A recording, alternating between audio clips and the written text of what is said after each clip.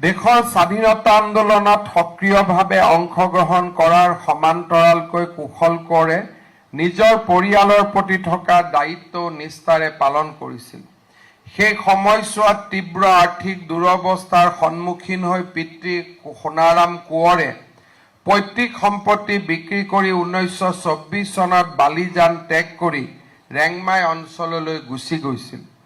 পিতৃৰ এই আৰ্থিক বোজা লাঘৱ কৰিবলৈ কুশল কোঁৱৰে খেতি বাতিত মনোযোগ দিয়াৰ উপৰিও এখন সৰু দোকান পাতি পৰিয়ালটোক পোহপাল দিয়াৰ চেষ্টা কৰিছিল।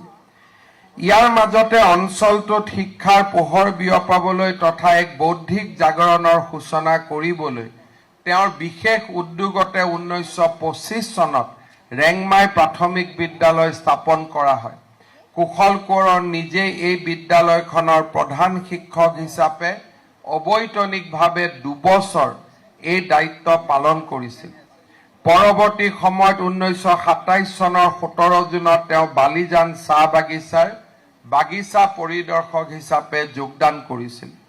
1929 চনত তেওঁ প্ৰেমানন্দ দুৱৰাৰ জীয়ৰী প্ৰভাৱতীৰ সৈতে বিবাহ পাশত আবদ্ধ হয়। বাগিচাত 1936 চনলৈ অতি নিষ্ঠাৰে কাম কৰাৰ পিছত মহাত্মা গান্ধীৰ আহ্বানত স্বাধীনতা সংগ্ৰামত নিজকে উৎসৰ্গা কৰাৰ মানসেৰে তেওঁ স্বেচ্ছাই চাকৰিৰ পৰা পদত্যাগ কৰিছিল। কুশল কোঁৱৰ আছিল মহাত্মা গান্ধীৰ এগৰাকী একান্ত অনুৰাগী আৰু অহিংসা নীতিৰ পৰম পূজাৰী।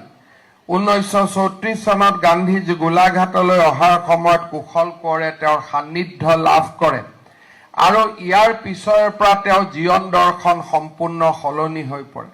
গান্ধীজীৰ আদৰ্শৰে অনুপ্ৰাণিত হৈ তেওঁ কঠোৰ নিৰামিষভোজী হৈ পৰে, মন আৰু কৰ্মৰ পৰা হিংসাক পৰিত্যাগ কৰে আৰু পবিত্ৰ ভাগৱত গীতাক নিজৰ চিৰসংগী কৰি লয়।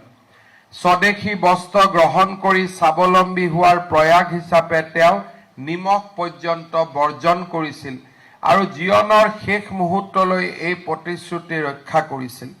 স্বাধীনতা সংগ্ৰামৰ কাৰ্যসূচীসমূহ অসমৰ গাঁৱে ভূঞে প্ৰসাৰ কৰিবলৈ তেওঁ মৌজা আঞ্চলিক ভিত্তিত ৰায়ত সভা গঠনৰ গুৰুত্বপূৰ্ণ দায়িত্ব পালন কৰিছিল।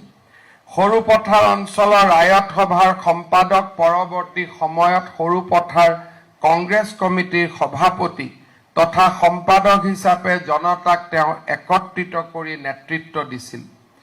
ইয়াৰ উপৰিও তেওঁ গান্ধীজীৰ সমাজ সংস্কাৰমূলক আঁচনি যেনে কানি বৰবি বৰ্জন, অস্পৃশ্যতা দূৰীকৰণৰ বাবে আহু পুৰুষাৰ্থ কৰিছিল।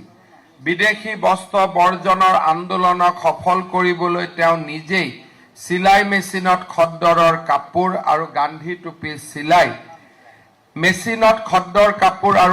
টুপি চিলাই কংগ্ৰেছ কৰ্মীসকলৰ মাজত বিতৰণ কৰিছিল। এই সকলো কাৰ্যত তেওঁৰ পত্নী প্ৰভাৱতীয়ে 2টা সন্তানৰ দায়িত্ব কাণ পাতি লৈ তেওঁক নিস্বাৰ্থভাৱে সহায় কৰিছিল। ভাৰতবৰ্ষৰ স্বাধীনতা আন্দোলনৰ ইতিহাসৰ এক মাইলৰ খুঁটা হৈছে 42ৰ গণ আন্দোলন। 1942 চনৰ 8 আগষ্টত বোম্বেত অনুষ্ঠিত কংগ্ৰেছৰ অধিৱেশনত ব্ৰিটিছ চৰকাৰক অবিলম্বে ভাৰত ত্যাগ কৰিবলৈ কংগ্ৰেছ দলে প্ৰস্তাৱ গ্ৰহণ কৰে। মহাত্মা গান্ধীয়ে দেশবাসীক একত্ৰিত কৰি কৰিম নহলে মৰিম এই মহামন্ত্ৰ দান কৰিছিল।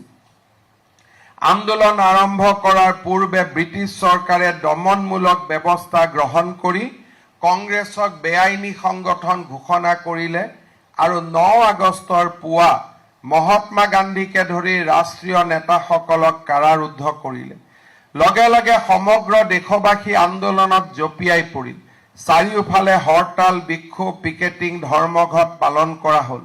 শান্তিপূৰ্ণ আৰু নিৰস্ত আন্দোলনকাৰীৰ ওপৰত পুলিচৰ লাঠিচালনা আৰু গুলীচালনা আৰম্ভ হোৱাৰ ফলত আন্দোলনে হিংসাত্মক ৰূপ ধাৰণ কৰিল।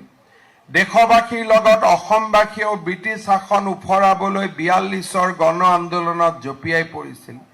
9 আগষ্টৰ দিনটোত বিষ্ণুৰাম মেধি, হৰে কৃষ্ণ দাস, দেৱেশ্বৰ শৰ্মা, পদ্মধৰ চলিহা, বিজয় চন্দ্ৰ ভাগৱতীকে ধৰি বহু কংগ্ৰেছী নেতাক গ্ৰেপ্তাৰ কৰি এই আন্দোলন মষিমূৰ কৰিবলৈ ব্ৰিটিছে চেষ্টা কৰিছিল। গোপীনাথ বৰদলৈ আৰু সিদ্ধিনাথ শৰ্মাক বম্বে অধিৱেশনৰ পৰা উভতি আহোঁতে বাটতে গ্ৰেপ্তাৰ কৰে।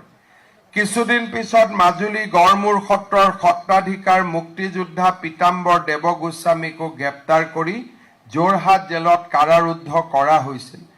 নেতৃত্বহীন পৰা এই আন্দোলনটোৰ বহু ঠাইত অহিংসা নীতিৰ পৰা আঁতৰি একাংশ উত্তেজিত জনতাই ৰেলপথ বিচ্ছিন্ন কৰা, সামৰিক ছাউনি জ্বলাই দিয়া আদিৰ দৰে হিংসাত্মক পথ বাছি লয়।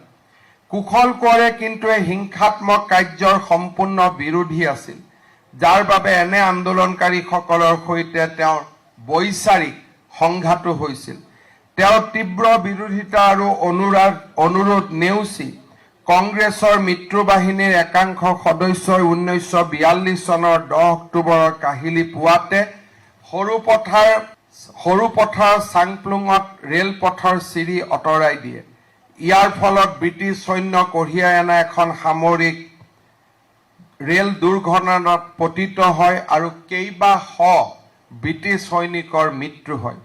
এই ভয়াৱহ ঘটনাৰ পিছতে ব্ৰিটিছ সামৰিক বাহিনী আৰু আৰক্ষীয়ে সৰুপথাৰ অঞ্চল ঘেৰি ধৰি নিৰীহ ৰাইজৰ ওপৰত অমানসিক অত্যাচাৰ আৰু সন্ত্ৰাসৰ সৃষ্টি কৰে।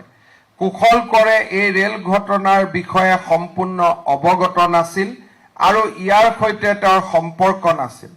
তথাপি ব্ৰিটিছ আৰক্ষীয়ে তেওঁকে এই ষড়যন্ত্ৰৰ মূল নায়ক হিচাপে মিছাকৈ অভিযুক্ত কৰি গ্ৰেপ্তাৰ কৰে। 5 নৱেম্বৰত তেওঁক যোৰহাট কেন্দ্ৰীয় কাৰাগাৰলৈ প্ৰেৰণ কৰা হয়। যোৰহাট জেলত বিচাৰাধীন বন্দী হিচাপে তেওঁ শতাধিক দিন এটা নিজান আৰু অন্ধকাৰ কোঠাত কাৰাৰুদ্ধ কৰি ৰখা হৈছিল।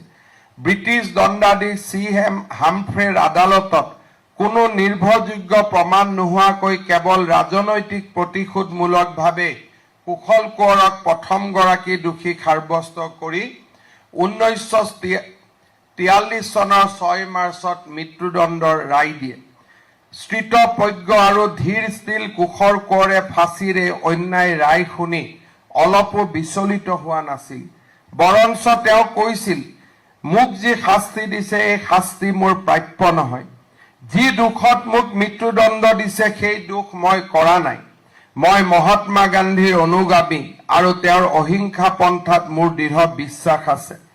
যোৱা 17 বছৰ ধৰি মই নিৰামিষ ভোজন কৰি অহিংসা জীৱন যাপন কৰিছো। যোৱা 9 বছৰ ধৰি মই নিমখ মুখত দিয়া নাই। মই ৰেল বগৰাই পবিত্ৰ মানৱ জীৱন ধ্বংস কৰাৰ কথা ভাবিবও নোৱাৰো। কিন্তু ভাগ্যৰ ফেৰ যে মই মৃত্যুদণ্ড ভুগিবলগীয়া হ'ল, তাৰ কাৰণে অৱশ্যে মই অলপো দুখিত বা চিন্তিত নহয়। যিকোনো খবৰৰ বাবে যোগাযোগ কৰক আমাৰ এই নম্বৰত 9181 307 2221।